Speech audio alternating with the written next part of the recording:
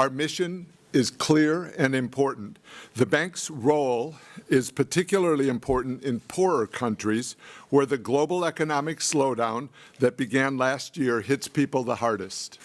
On current trends, per capita income in growth in sub-Saharan Africa as a whole is now projected to stay below 1% until at least 2021, which elevates the risk of a further concentration of extreme poverty on the continent. Growth in median income will also be weak. This fact is extremely troubling because it jeopardizes the World Bank's primary goal of ending extreme poverty by 2030. Globally, extreme poverty has dropped to 700 million at the last count. That's down from much higher levels in the 1990s and 2000s. But the number of people living in extreme poverty is on the rise in sub-Saharan Africa.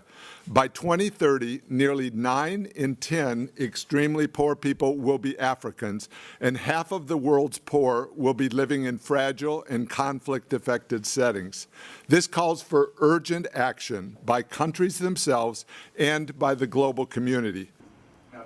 One of my key goals at the World Bank is to see us achieve breakthroughs where countries that either have a high amount of extreme poverty or too little shared prosperity can do much better as part of an effort by the World Bank. So that's one of the things I'll be focusing on.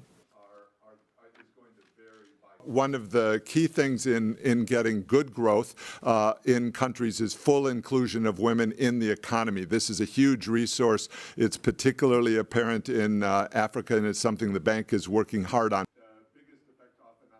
There's a wide range of challenges that the developing countries face and that the World Bank can work every day on to be as effective as possible.